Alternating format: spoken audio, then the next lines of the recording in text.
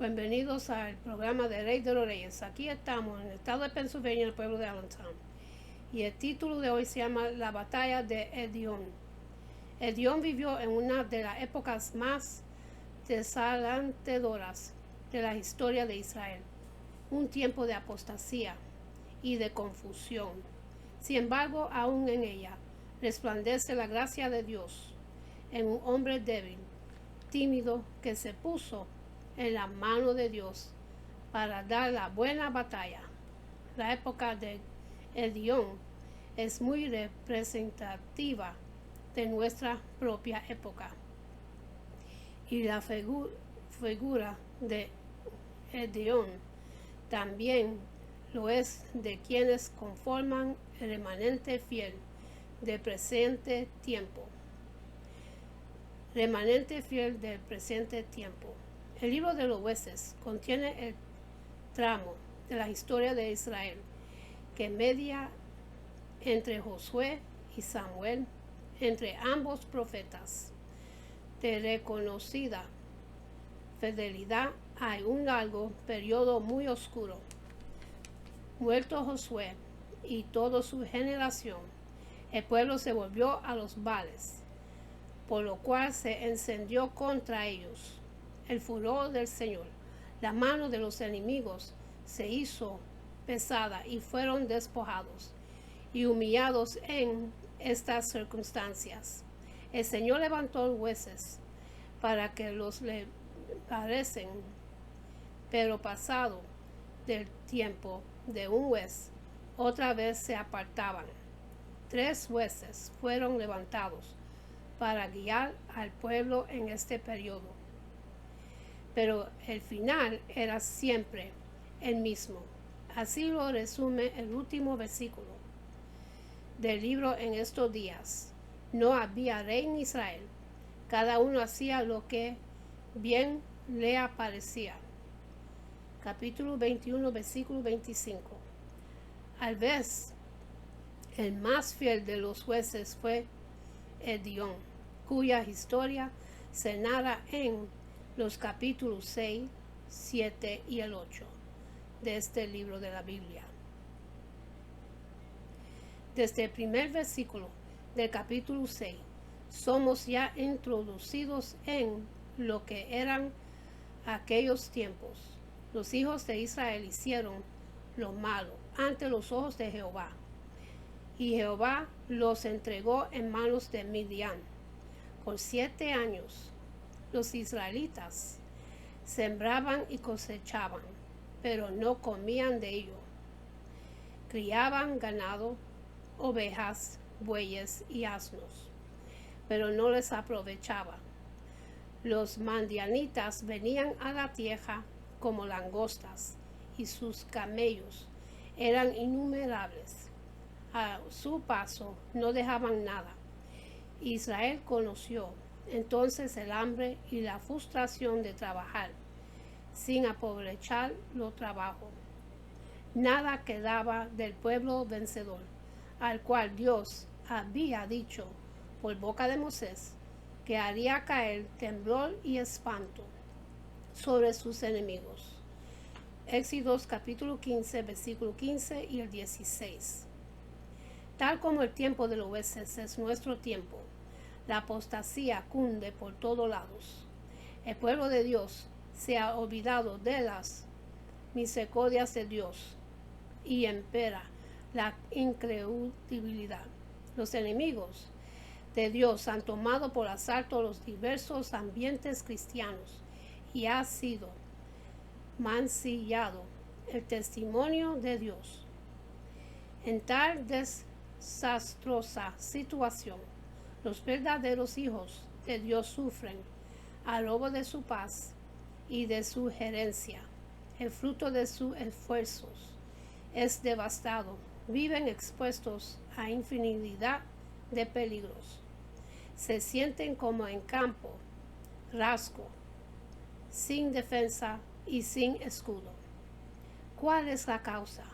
Estaría en Dios, que se ha olvidado de ellos. Es que se ha olvidado Dios de su heredad. No es así. es por el pecado, es porque se han dejado los caminos santos del Señor y se han levantado altares a los ídolos. Sin embargo, aún en estos tiempos, Dios se ha reservado un remanente tiene fiel. Hoy también hay hediones que son levantados por el poder de Dios para resistir la anomabilidad y vencer las batallas de Dios. La Escritura nos dice que Israel clamó al Señor y Dios le envió un profeta, el cual les dijo que todo lo que ellos estaban viviendo era consecuencia de la desobediencia a su voz. Capítulo 6, versículo 8 hasta el 10. Y luego en su misericordia, el Señor envía a su ángel, quien se le aparece a Edión. Capítulo 6, versículo 11. Dice la Escritura que en ese momento Edión estaba sacudiendo el trigo en el lagar para esconderlo de los mandiaditas. Edión sacudía el trigo en el lugar, no en la era. Nosotros sabemos que la era es el lugar donde se sacude el trigo. El lagar es donde se exprime la uva, donde se hace el vino. Este es un signo entonces de anormalidad. Edión sacude el trigo en el lugar para defenderse de los enemigos, porque la era no ofrecía seguridad. Él está escondido en su propia casa. El ángel saluda a Edión con esas palabras: Jehová está contigo, varón esforzado y valiente. Jueces capítulo 6, versículo 12. Si el ángel dice que Edión era esforzado y valiente, es porque de verdad lo era. Pero ¿cómo es que los hombres valientes estaban escondidos del enemigo? Si los esforzados estaban en esa condición, ¿qué quedaba para los medrosos? ¿O es que el brazo del hombre es incapaz para salvar? Es que la fuerza y la valentía del hombre de nada sirven. Si Dios nos salva, de nada servirían la fuerza y la valentía de Edión. Era una fuerza inútil. Cuando peleamos a batallas de Dios, nos damos cuenta de la inutilidad de nuestra capacidad y de nuestras almas. Sin embargo, Edión estaba consciente de la caída de Israel porque responde al ángel con gran celo: ay, Señor mío, si Jehová está con nosotros, ¿por qué nos ha sobrevenido esto? ¿Y dónde están todas sus maravillas que nuestros padres nos han contado diciendo: no nos sacó Jehová de Egipto, y ahora Jehová nos ha desamparado y nos ha entregado en manos de los mandianditas? Edión conoce la palabra de Dios, la cual habla de maravillas ocurridas en otro tiempo a favor de su pueblo. Edión ama a Israel y se duele con el estado de prostración que padece. Él no está conforme con la anormalidad. Él espera la vindicación de Dios. Sus palabras brotan como una dramática llamada de auxilio. Edión estaba consciente del problema de Israel. Sabe que Israel no es un pueblo llamado para estar sojuzgado. Entonces Dios, a ver su corazón angustiado, fue a él para atentarlo a pelear las batallas de Dios. Dios se manifiesta a aquellos que esperan en su salvación y que no se conforman con las cosas como están, que no se resignan a la derrota solo porque los demás están derrotados. que no se conforman con la anomalidad solo porque estén rodeados de ella y porque muchas la legitimen. Entonces Dios prueba el corazón de Edión, diciéndole: ve con esta tu fuerza y salvarás a Israel de las manos de los midianitas. ¿No te envío yo? El Señor le insta a que usa su fuerza, tu fuerza, y le ofrece su respaldo. Si Edión confía en sí mismo, diría: sí, Señor, yo puedo, yo iré. Pero Edión conocía su pequeñez y conocía al Señor. El Señor siempre nos da la posibilidad de echar mano primero a nuestras fuerzas. Luego, cuando hemos fracasado, echamos mano a lo suyo. Así que tenemos siempre ante nosotros, en nuestro servicio, dos caminos: el de las nuestras fuerzas y el de los recursos de Dios. Y normalmente nosotros, en nuestra presunción, echamos mano a lo nuestro. Creemos que en nosotros hay capacidad, hay buenas ideas. Con esto salvo la situación. Y aún los primeros intentos parecen que dan resultado. Hay algo fruto. Hay buen ánimo, emoción, mucha emoción, fogosidad, cánticos entusiastas. Nos llenamos de gloria. Luego, a poco andar, comenzamos a cansarnos. Los cánticos empiezan a parecer repetitivos. Las formas siguen iguales, pero la gloria se esfuma. Reaccionamos, buscamos culpables, herimos al hermano, sembramos muerte y cosechamos muerte. Recién entonces, acudimos a Dios. Edión no intenta seguirá probar con sus propios medios. Él conoce a Dios y conoce su propia impotencia, por lo cual dice: ay, Señor mío, ¿con qué salvaré yo a Israel? He aquí que mi familia es pobre en Manases y yo, el menor en la casa de mi padre. Aunque el ángel ha visitado alguna fuerza en alguna fuerza en Gideón, él no ve nada en sí mismo. Edión reconoce que no tiene nada y que no es nada. ¿Con qué salvaré yo a Israel? Lo primero aquí es ¿con qué? Él no tiene nada y luego dice: ¿con qué salvaré yo? Él no es nada. ¿Quién soy yo para salvar? Dice Edión. Además dice que su familia es pobre en Manases y que él es el menor de ella. Edión no tenía rangos ni títulos que ostentar. Cuando dice que él es el menor de la casa de su padre, nos hace recordar a David entre sus hermanos cuando Samuel iba a unir al futuro rey de Israel. De verdad, Dios no mira lo que mira el hombre, pues el hombre mira lo que está delante de sus ojos, pero Jehová mira el corazón. Primero de Samuel, capítulo 16, versículo 7.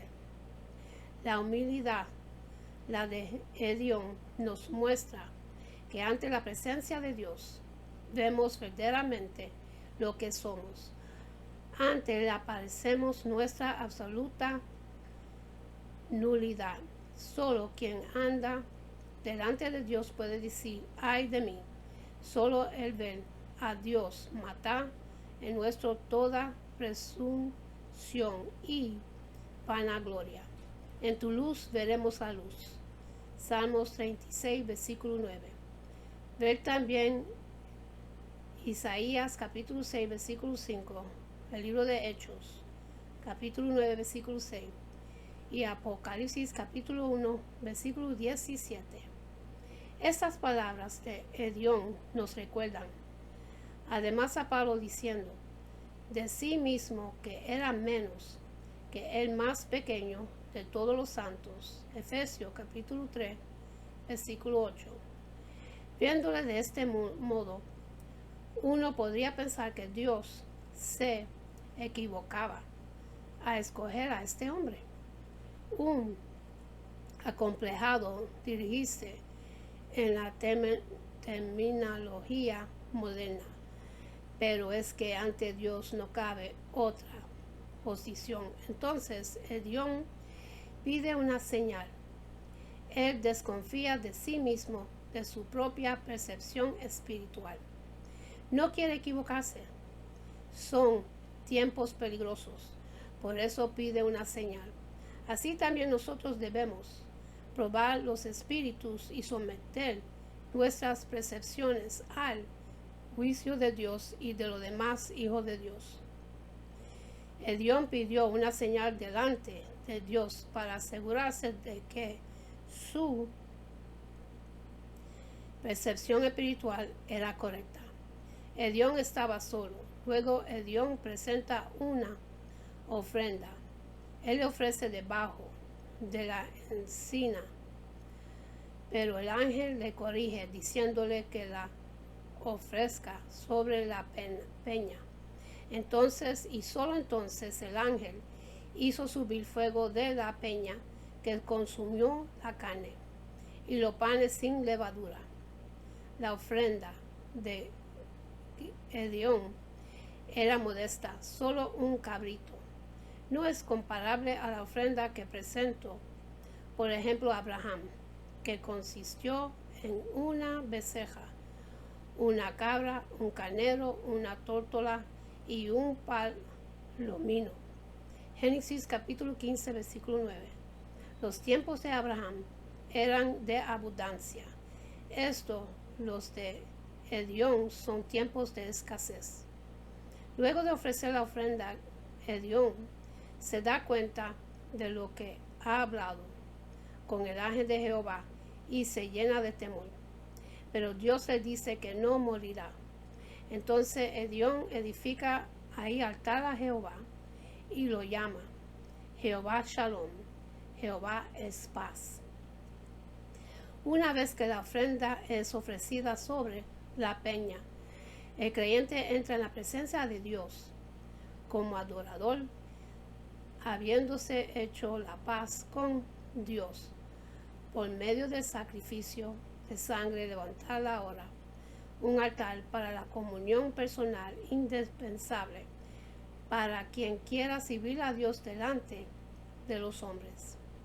Esa misma noche Dios se aparece a Edom y le ordena derribar el altar de Baal, cortar la imagen de Acera que estaba en la casa de su padre y levantar altar a Jehová en la cumbre de un penasco.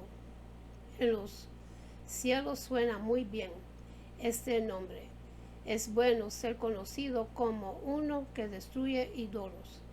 Es buena cosa ser, en este sentido, un iconoclasta.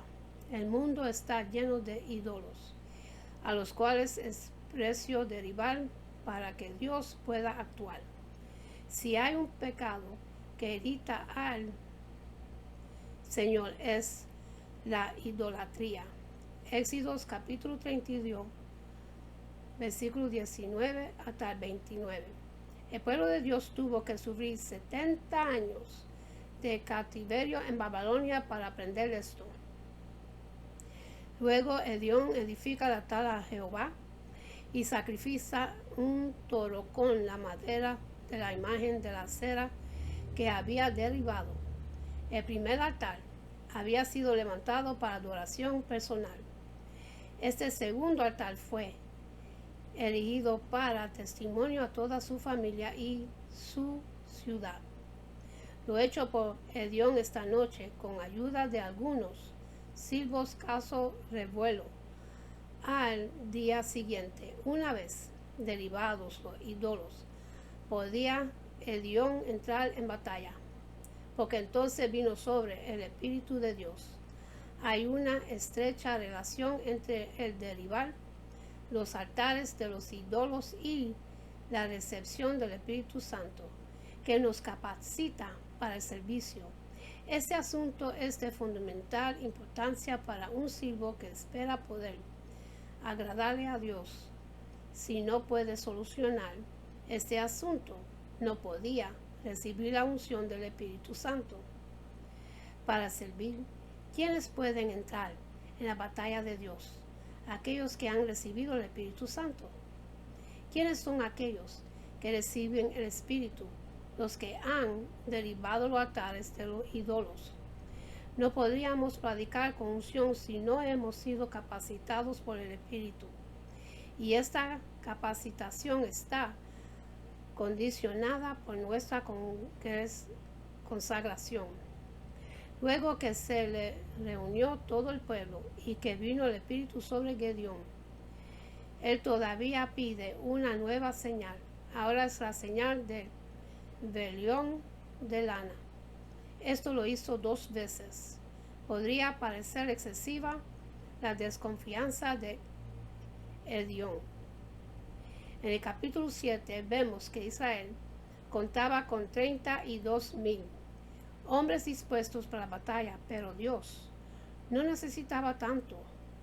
No sea, dijo, que se alabe Israel contra mí diciendo, mi mano me ha salvado. Jueces capítulo 7, versículo 2. Entonces los seleccionían hasta que quedan 10,000 y luego los vuelve a seleccionar hasta que solo quedaban 300.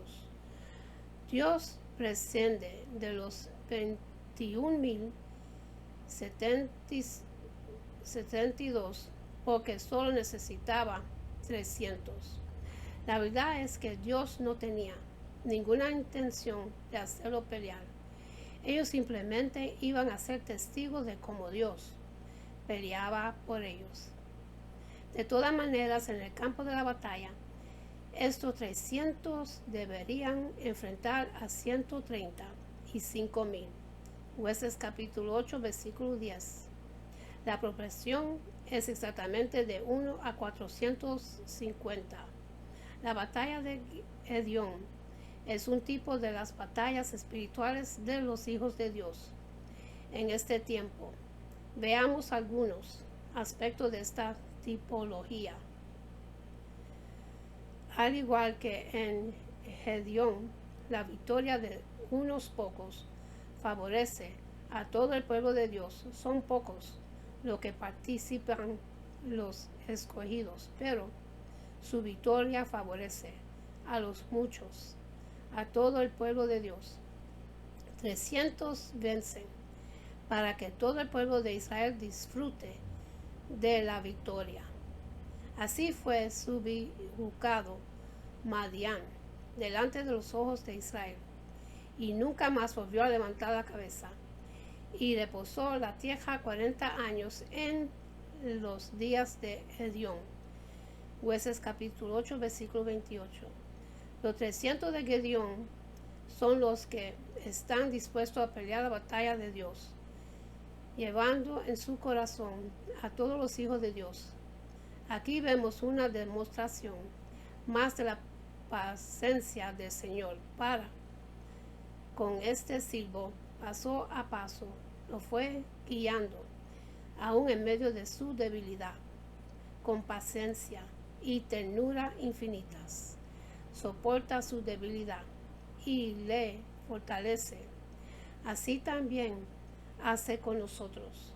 Las armas que Dios utiliza no son aptas para una batalla como las que Él dio. No sirven para vencer a un enemigo de carne y hueso. Necesariamente tiene que ser entonces armas espirituales. El 2 de Corintios capítulo 10, versículo 4. Ellas consistan en trompetas y en teas ardiendo dentro de sendos cántaros. La trompeta es la palabra de Dios, anunciadora de victoria. La trompeta asegura la intervención de Dios, un prodigio En el Nuevo Testamento, Pablo menciona la trompeta para referirse a la palabra de Dios dicha por un profeta que preparaba al pueblo para la batalla. En el 1 de Corintios capítulo 14, versículo 8. Considerando que la batalla ya estaba ganada, la trompeta simplemente anunciaba la victoria. Las teas ardiendo nos hablan de corazones encendidos por el Espíritu Santo y consumidos del amor por el Señor, y los cántaros que habían de romper son vasos de greda y barro, que representa la carne, el yo. La carne debe ser quebrantada para que brille la tea ardiendo. La carne encubre y limita la acción del Espíritu, por eso hay que quebrar el vaso del bajo para que brille lo que hay dentro. Segundo de Corintios capítulo 4, versículo 7. Nótese que cada combate debería quebrar su propio cántaro. Este es un asunto personal. Hay aquí tres aspectos de una consagración que posibilitan las victorias del Señor. La palabra poderosa, los corazones llenos del Espíritu Santo y yo quebrantando. Tres almas invaluables, tres señales seguras de victoria. Esta debe ser necesariamente nuestra experiencia espiritual. Hemos de saber usar la palabra de Dios. En 2 Timoteo capítulo 2 versículo 15. Hemos de ser llenos del Espíritu. Efesios capítulo 5 versículo 18.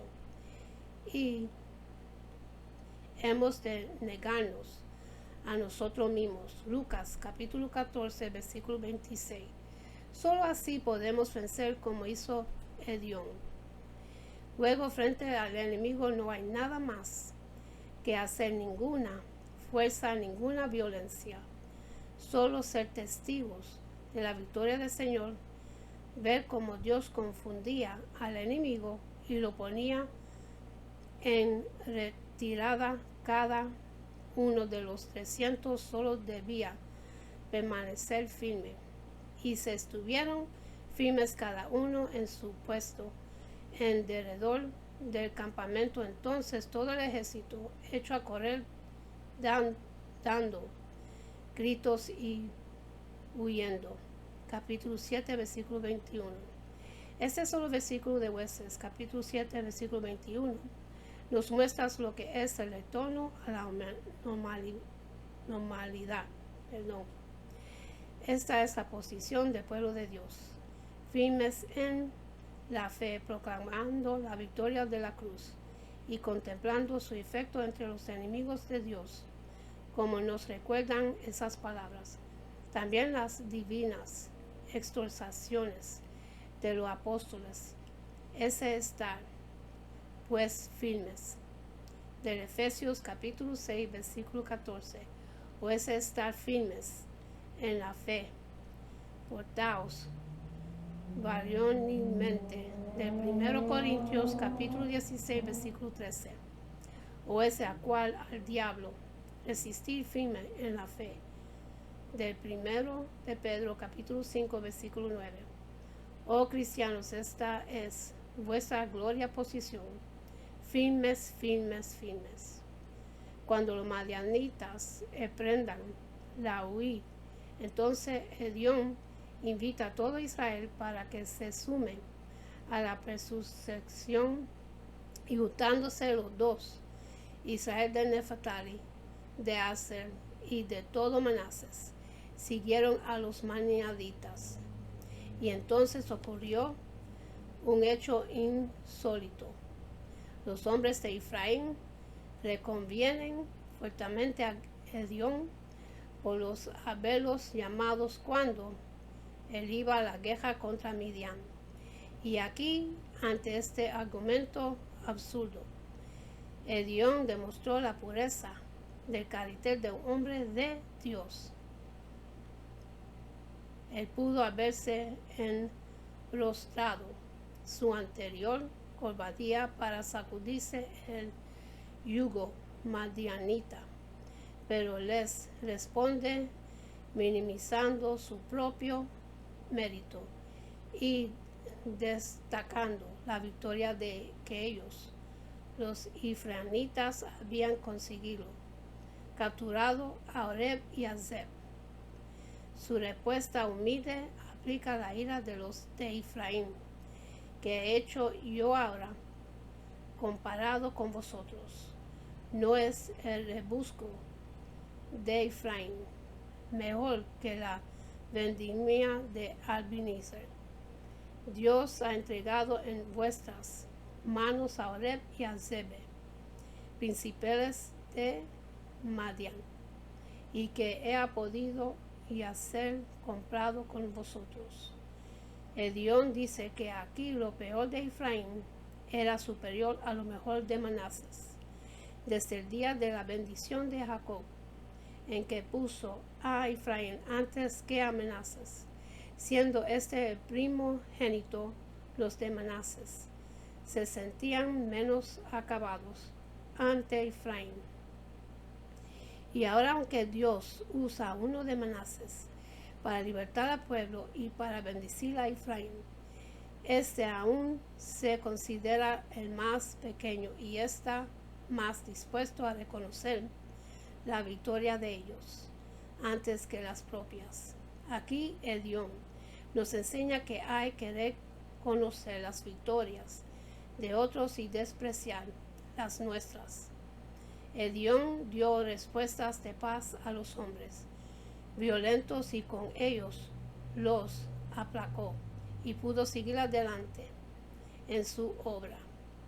Qué distinto es lo que suele verse en nuestros días. Los más pequeños triunfos espirituales se ensalzan por los mismos que los alcanzaron para incrementar un currículum que se publica a los cuatro vientos. Qué fácil es que la soberbia suba al corazón cuando Dios, en su misericordia, nos da algunos triunfos. Pero hay también algo aquí que resultó extremadamente doloroso para Edión. Sus hermanos murieron en la batalla contra Zeba y Zalmuna, reyes de Midian. Ese fue tal vez el mayor precio que Edión hubo de pagar por las victorias a que Dios le llevó. Cuando lo ofrecemos delante de Dios, tenemos que estar dispuestos a que haya pérdida en los afectos personales.